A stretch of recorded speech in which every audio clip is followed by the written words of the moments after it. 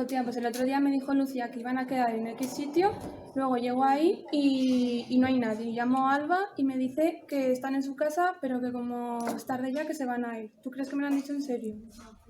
Perdón, que es que no me entero muy bien a dónde has dicho. ¿Dónde dices que querían ir?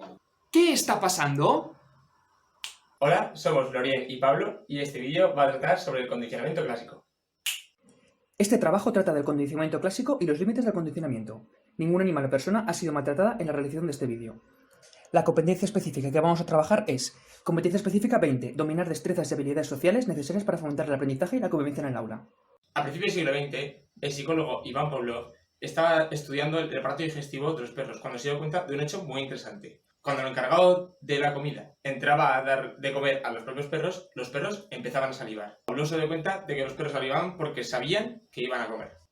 Pavlov realizó entonces una serie de experimentos en los que se tocaba un silbato justo antes de dar de comer a los perros. Al principio los perros solo salivaban cuando veían u olían la comida, pero al cabo de un tiempo empezaron a salivar también nada más oír el silbato. Los perros habían aprendido a asociar el sonido del silbato con la comida que venía después. Este proceso de aprendizaje se denominó condicionamiento clásico. El condicionamiento clásico se refiere al aprendizaje que ocurre cuando un estímulo neutral, por ejemplo un sonido, se asocia a un estímulo, por ejemplo comida, que provoca de manera natural un comportamiento. Vamos un poco más allá. En el caso de Pavlov, antes del condicionamiento, el estímulo incondicionado, la comida, producía una salivación, una respuesta incondicionada. Si utilizamos solo el silbato, teníamos un estímulo neutro que no provocaba ninguna respuesta. Durante el condicionamiento asociamos silbato y comida a una respuesta incondicionada, que es la salivación. Y finalmente, después del condicionamiento, lo que obtenemos es un estímulo condicionado asociado a una respuesta condicionada, el silbato a la salivación. Profesor, pero tengo una pregunta. ¿Cuál es la respuesta condicionada?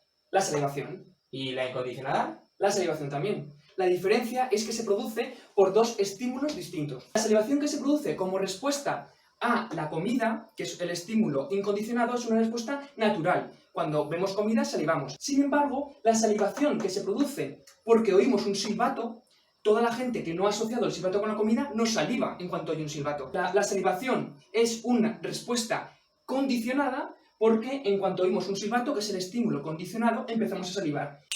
El condicionamiento es beneficioso porque permite desarrollar expectativas que preparan al sujeto para eventos buenos o malos. Imaginemos, por ejemplo, que un animal huele una comida nueva y la come y se enferma. Si ese animal es capaz de asociar este olor que acaba de oler con el alimento, es posible que en otra ocasión que huela este alimento ya no lo coma. El olor, en este caso, era el estímulo condicionado y la comida, el estímulo incondicionado.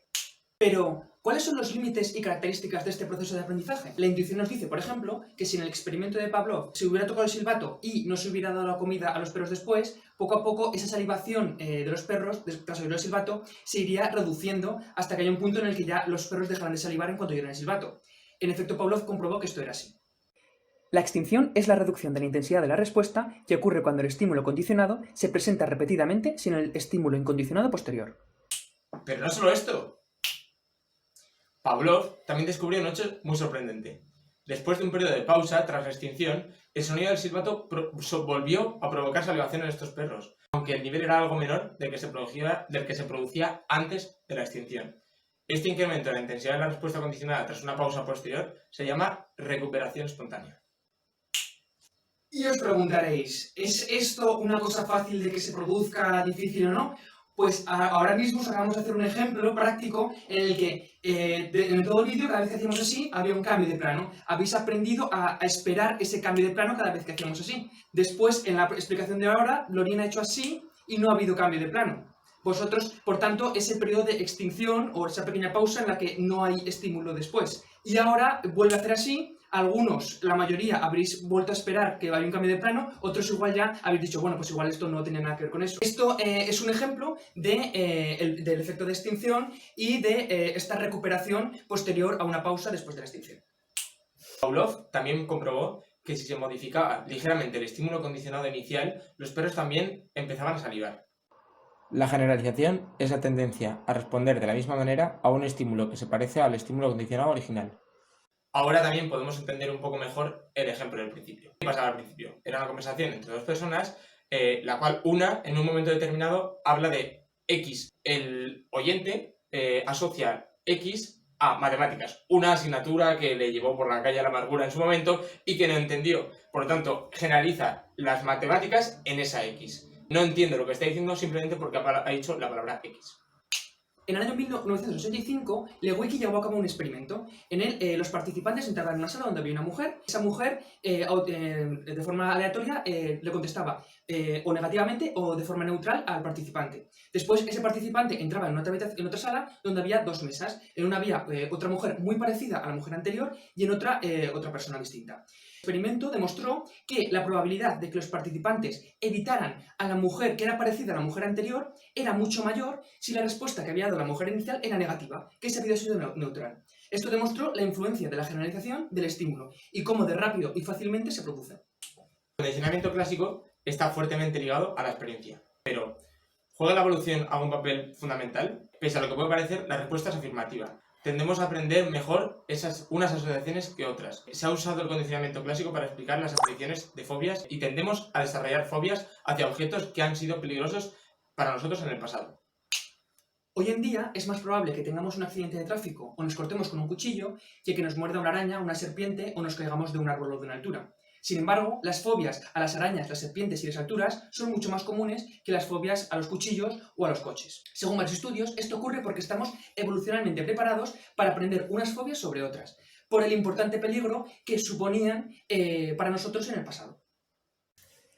En el condicionamiento clásico, una persona o animal aprende a asociar un estímulo neutral con un estímulo que provoca de forma natural una respuesta. Como resultado de esta asociación, el estímulo neutral original produce la misma respuesta. La extinción ocurre cuando el estímulo condicionado se repite sin el estímulo incondicionado y la respuesta condicionada acaba desapareciendo, aunque puede reaparecer más tarde en lo que se denomina recuperación espontánea. La generalización del estímulo se produce cuando el estímulo que es similar a algún estímulo ya condicionado provoca la misma respuesta que el estímulo original. Algunas asociaciones son más fáciles de condicionar que otras, por su importancia particular en nuestro pasado evolutivo. Pues esto es todo. Muchas gracias por habernos visto y esperamos que os haya servido. ¡Adiós!